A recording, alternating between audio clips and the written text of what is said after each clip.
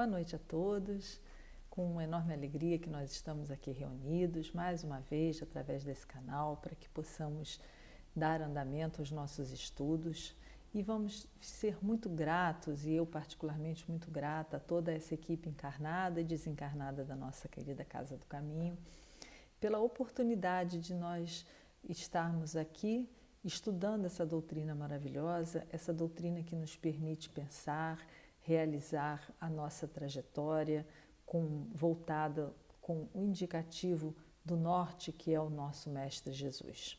Então vamos fazer um pequeno preparo para alinharmos os nossos pensamentos. É o capítulo 103 deste livro Vida Feliz, de Joana de Ângeles, do Espírito Joana de Ângeles, pela mediunidade de Divaldo Pereira Franco. Examina quanto tempo diariamente dedicas à tua vida espiritual.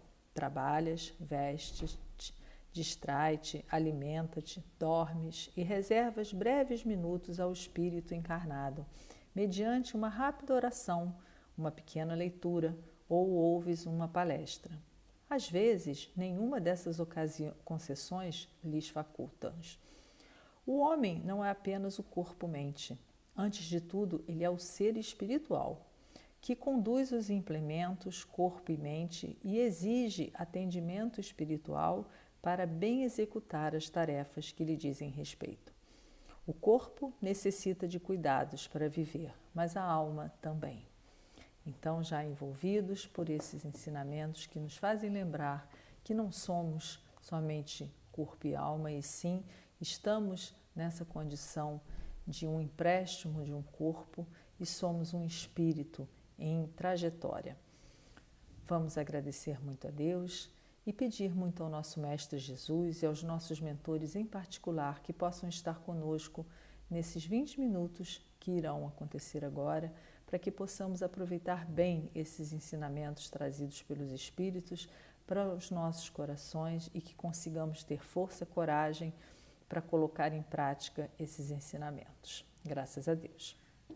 Bom, nosso estudo de hoje é do Livro dos Espíritos e é na parte terceira, o capítulo 12, intitulado Da Perfeição Moral, e que fala das questões 893 a 897, abordando o tema As Virtudes e os Vícios.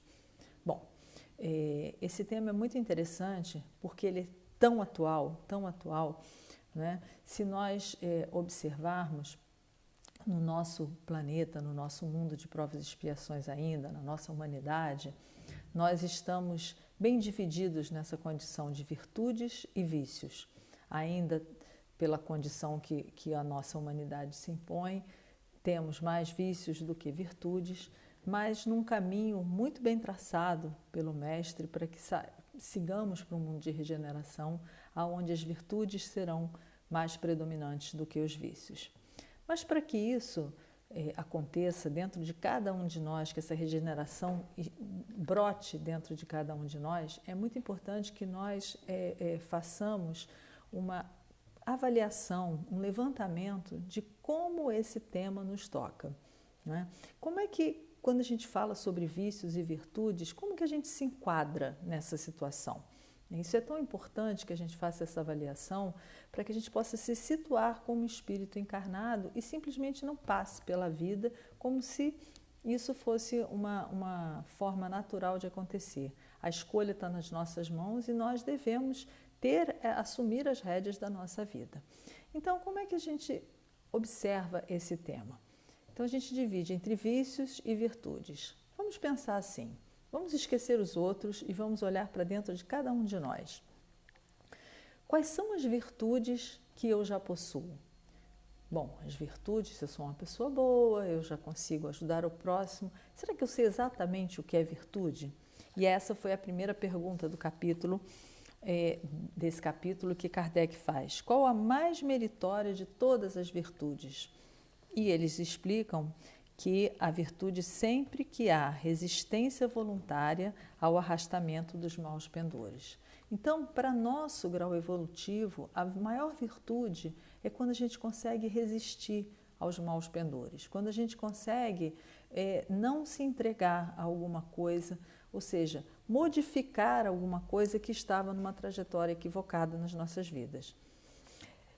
E com essa avaliação, com essa observação, fica melhor clarificado aquilo que talvez a gente considerasse que já estava resolvido, mas que ainda está em andamento, e outras coisas que talvez a gente se cobrasse demais e que a gente já é capaz de fazer.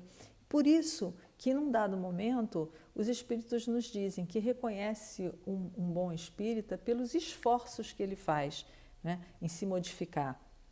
Deus não quer que nenhum de nós, na atual patamar evolutivo que nós nos encontremos, sejamos espíritos puros. E ele fala isso na pergunta seguinte, que essas virtudes perfeitas já adquiridas só irão ser encontradas em espíritos de envergadura maior. Né? Então não adianta eu me desculpar que eu não tenho todas as virtudes, porque eu jamais as terei nesta vida, nessa condição. Mas eu posso fazer o meu melhor, eu posso vencer as minhas más tendências. Mas para que eu possa vencer as minhas más tendências, é muito importante que eu tenha conhecimento do que são as minhas más tendências, que eu me perceba como pessoa, como ser em relação a mim, a minha vida, a sociedade, aqueles que estão à minha volta, as minhas virtudes e também os meus vícios. Quando a gente fala em vícios, e essa é uma palavra que através dos tempos, você veja, Kardec já utilizou, os espíritos também, ela hoje é muito rotulada pelos vícios materiais, né? Sempre que se fala assim, alguém é viciado ou tem uma viciação, o que a gente pensa num primeiro momento?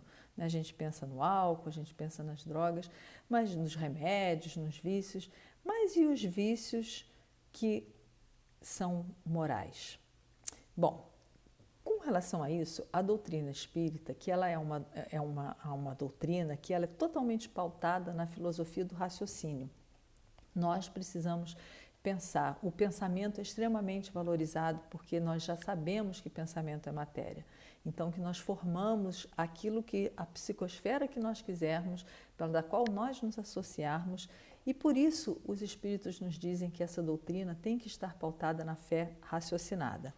Às vezes, nós nos deparamos, a gente ouve muito, né? Por exemplo, esse momento que nós estamos vivendo da pandemia, tantas mortes, tantos desencarnes, tantas situações, e infelizmente nós ainda ouvimos pessoas dizendo, meu Deus, por que Deus faz isso conosco?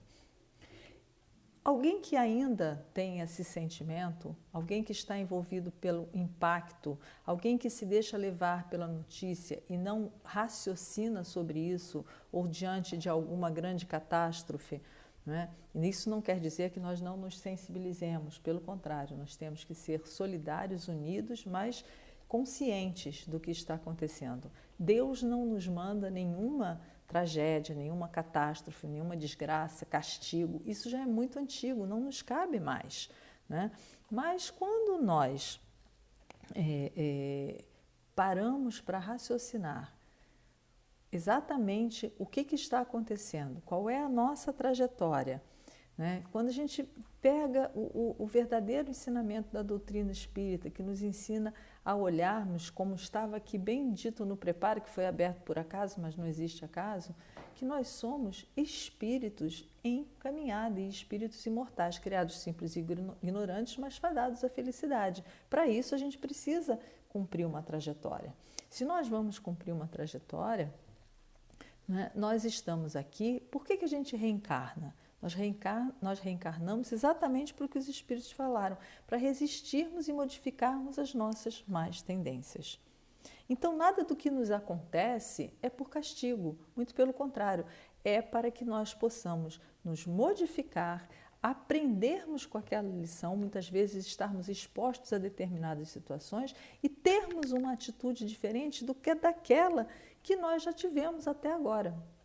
Só que para isso é muito importante que nós tenhamos alguma coisa que se chama autoconhecimento, né? Nós ouvimos tanto falar isso em diversas áreas da doutrina espírita, né? E como que isso acontece, esse autoconhecimento, né? Esse conhece-te a ti mesmo, que o antigo sábio da antiguidade já tinha falado, Sócrates, conhece-te a ti mesmo, porque ninguém vai me dizer o que eu sou, o que eu deixo de ser. Eu preciso me conhecer, eu preciso me perceber.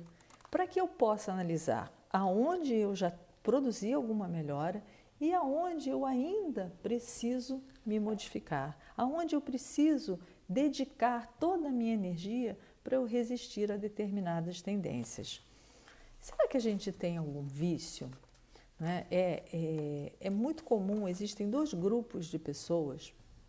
Quando eu faço essa pergunta, assim, às vezes é muito comum acontecer isso, assim. Eu ouvi as pessoas dizerem assim, não, eu não tenho nenhum vício, isso eu não tenho. Eu não bebo, eu não fumo, eu não jogo, eu não sou viciada em sexo. E, no entanto, as pessoas, esses são vícios que são consequências de outras questões que nós vamos falar. Só que a gente não pode nunca esquecer que toda viciação, elas têm a sua origem em alguma dor muito profunda de dentro da sua própria alma. Então, se eu não consigo me conhecer, se eu não consigo me perceber, eu não vou identificar que eu tenho esse tipo de viciação ou que eu possa vir a ter. Né? Então, vamos lá. Qual é a proposta da doutrina espírita? Essa proposta triangular, né, de amar a Deus sobre todas as coisas, ao próximo como a si mesmo. Então, se algum desses pontos faltarem, eu não vou conseguir seguir. E para isso, para eu ter esse triângulo muito bem montado, muito bem pautado, muito bem fincado dentro de mim, do meu coração, eu preciso de uma coisa chamada autoamor. Eu preciso me amar, saber que eu sou um espírito, que eu estou errada, que eu tenho muitos defeitos, mas que eu posso, e a espiritualidade conta comigo para que eu possa me modificar e fazer alguma coisa diferente. Eu sou um espírito fadado a dar certo. Né? Então, mas às vezes a gente fica assim, mas eu já amo. Eu amo muito o meu próximo, eu amo muito o meu filho. Por exemplo, vamos pegar um exemplo. Eu amo tanto o meu filho que eu daria a minha vida por ele. Perfeito, nada de errado nesse amor. Só que, será que eu estaria dando a vida por esse filho por amor ou porque eu não suportaria a dor de não tê-lo? Né? Essas questões, muitas vezes nós dizemos assim, eu amo alguém, às vezes não mesmo um filho, um cônjuge, alguém, algum parceiro, companheiro nosso, que a gente diz assim, eu amo mais do que a mim mesmo. Isso é o retrato muito claro do não conhecimento de si próprio, porque ninguém pode amar mais ao outro do que a si mesmo. Ninguém mais pode amar mais a si mesmo do que ao outro. Isto é um sentimento que a gente desenvolve, né, com muitas questões. É muito possível que a gente, nessas relações que nós vamos construindo ao longo da vida, nós vamos criando essas dependências emocionais. E se nós, num dado momento, nós não pararmos para fazer observação, porque até então, o que a gente vem fazendo? Há séculos e séculos nós vivemos, encarnamos, passamos toda a vida, vamos contraindo várias relações, vários débitos, algumas virtudes, desencarnamos, reencarnamos novamente, acreditamos na reencarnação, só que nós vamos vivendo, aí a gente vem para corrigir um determinado débito, mas a gente continua com aquela pessoa e a gente vai tentando agir da mesma forma. Se eu não dou uma parada e não passo a perceber o que está acontecendo comigo, eu não avanço, eu simplesmente venho e não faço nenhuma modificação na minha caminhada. Então, o que é mais importante para a gente nesse momento? Nós estamos tendo a oportunidade, enquanto encarnados nessa vida, todos vocês que estão tendo contato com a doutrina espírita, de ter um momento do despertamento. Parem, olhem, pensem, né? O que a gente está fazendo? Onde é que eu estou preso? O que ainda me atrela? Tem uma pergunta que, se a gente fizer para todos os dias antes da gente dormir, que vai nos auxiliar muito para que a gente possa entender quem nós somos. Vamos imaginar que eu vou deitar e vou desencarnar. Bom, eu vou desencarnar, vou passar um tempo na erradicidade e vou ter a oportunidade de escolher aonde eu quero reencarnar. e o que eu quero fazer diferente. O que você escolheria? Aonde você escolheria ficar? A partir dessas suas respostas, e seria muito interessante se a gente respondesse isso todos os dias, assim, rapidamente, de imediato, qual é a primeira coisa que vem à nossa ideia? Porque a partir dessa resposta, a gente vai começar a se entender aonde nós estamos apegados, aonde nós estamos, aonde está o nosso interesse, onde nós estamos depositando o nosso tesouro. Será que é nas coisas materiais? Será que é na família? Será que tem alguma coisa de errado em eu dizer que eu quero retornar nessa mesma família que eu amo tanto? Não. Mas por quê? E aí, na questão 895, que faz parte do nosso estudo, tem assim: postos de lado os defeitos e os vícios acerca dos quais ninguém se pode equivocar, ou seja, nós já sabemos o que é certo e o que é errado, qual o sinal mais característico da imperfeição? E os espíritos falam assim numa frase muito curtinha: o interesse pessoal. E aí a gente pode dizer assim: não, mas eu não tenho interesse pessoal em nada, eu faço tudo pelos outros. E aí eles continuam assim: pode um homem possuir qualidades reais que levam o mundo a considerá-lo um homem de bem. Mas essas qualidades, conquanto assinalem um progresso, nem sempre suportam certas provas. E às vezes basta que se fira a corda do interesse pessoal para que o fundo fique a descoberto. Ou seja, está tudo muito bem, eu não tenho interesse em nada, desde que no meu quadrado, na minha casa, no meu trabalho, na minha vida, na minha família, não aconteça nada. Então, os espíritos nos dão um ensinamento aqui preciosíssimo, que remete a essa pergunta que eu sugiro que vocês façam todos os dias à noite. Porque eu faço para mim e eu percebo a modificação que vai acontecendo. O que eu faria se eu desencarnasse nessa noite? Para onde eu gostaria de retornar? O que eu gostaria de acrescentar, modificar? Com quem eu gostaria de estar? E aí, a gente tem um exemplo muito claro que Jesus nos trouxe enquanto ele esteve aqui entre nós, entre todos os que ele nos trouxe, que foi a passagem de Joana de Cusa. Né? Que Joana de Cusa era uma mulher muito rica, casada com Cusa, que era um comerciante, né? E ela não aguentava mais aquela vida. Ela tinha muitos bens, mas ser mulher naquela época era muito difícil, e ela tinha um marido que era muito, muito desagradável. E ela já estava muito cansada daquilo e ela buscava outras coisas, ela sentia uma necessidade grande de ir em busca de outras coisas, de outros valores, porque os valores materiais ela já possuía. E aí ela tem notícia de Jesus, vai ao encontro de Jesus e ao encontrar Jesus ela percebe que é aquele caminho que ela quer seguir, que é esse mestre que ela quer seguir, e ela resolve abrir mão de tudo. E chega para Jesus e fala: Jesus, eu abro mão de todos os meus bens, do meu casamento, da minha história e quero seguir você. E Jesus olha, só que Jesus vê o que passa dentro do coração de cada um de nós. E Jesus olha para ela: você quer mesmo me seguir? Você tem certeza que você quer me seguir? E ela fala: sim, tenho certeza. Então volta para a sua casa e continue a sua vida. Então, quando esse ensinamento bateu em Joana, ela volta e ela entende que ali estava vencer as más tendências dela e não seguir Jesus. O que ela estava querendo? Ela estava querendo uma desculpa, uma fuga para poder sair daquela situação desagradável, que é, na maioria das vezes, o que nós fazemos, em vez de enfrentarmos a situação com outros olhos. Não é enfrentar da mesma maneira, não, então eu vivo uma situação difícil, eu vou ter que ficar sofrendo até o último dia da minha vida, é isso que Jesus quer? Não, claro que não.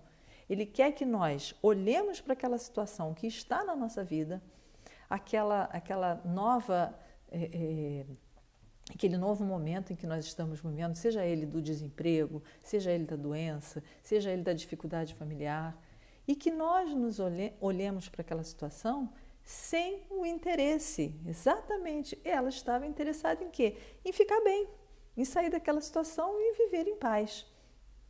Mas essa não é a nossa proposta ainda. A nossa proposta é nós nos vencermos, né? E aí volta aquela questão que nós estávamos falando, raciocinar, observar, avaliar, porque o que Jesus disse para nós? Aonde está o nosso tesouro, lá está o nosso coração. O que eu não posso abrir mão nesta vida? Essas perguntas são coisas que a gente tem que fazer.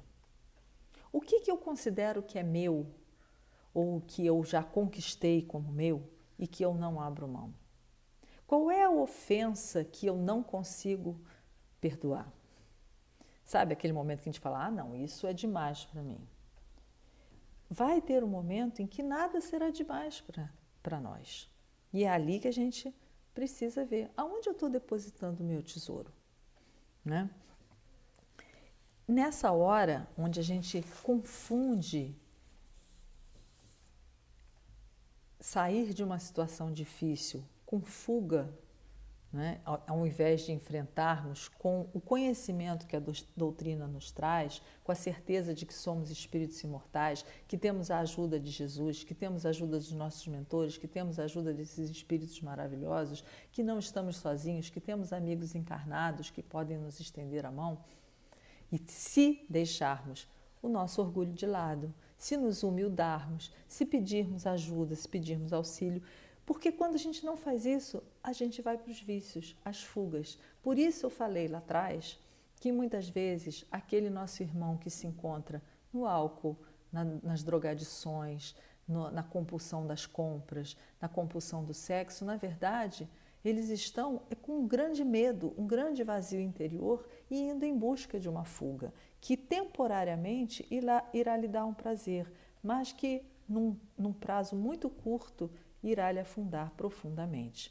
Então, que a gente possa compreender, né, que vícios são coisas que nos cercam. Se nós não temos os vícios materiais, nós ainda somos muito tomados pelos vícios morais. Nós ainda temos por hábito, né, por vício mesmo, a maledicência, a inveja, né, o desânimo, a preguiça. São vícios que o nosso espírito traz e que nós precisamos trabalhar para vencer. Mais do que tudo, a gente precisa se esforçar. Eu vou conseguir tudo nessa vida? Depende.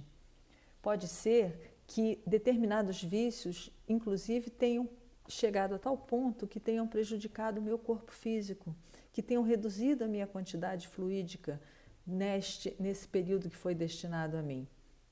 Mas eu posso fazer diferente a partir de hoje. Eu posso começar a fazer diferente a partir de agora. Eu posso começar a tentar não me ofender com aquelas coisas que me dizem, que me provocam.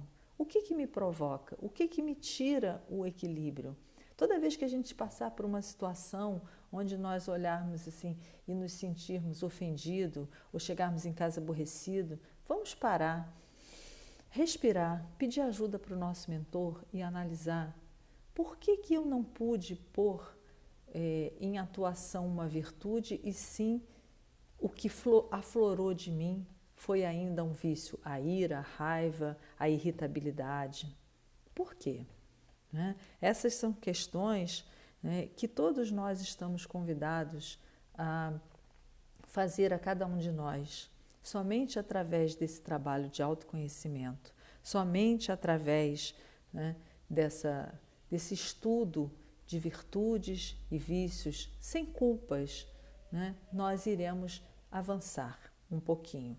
Então, que cada um de nós possa, nessa noite de hoje, a partir de agora, né, darmos as mãos a esses nossos amigos espirituais que estão o tempo inteiro com as mãos esticadas e os braços para nos ajudar.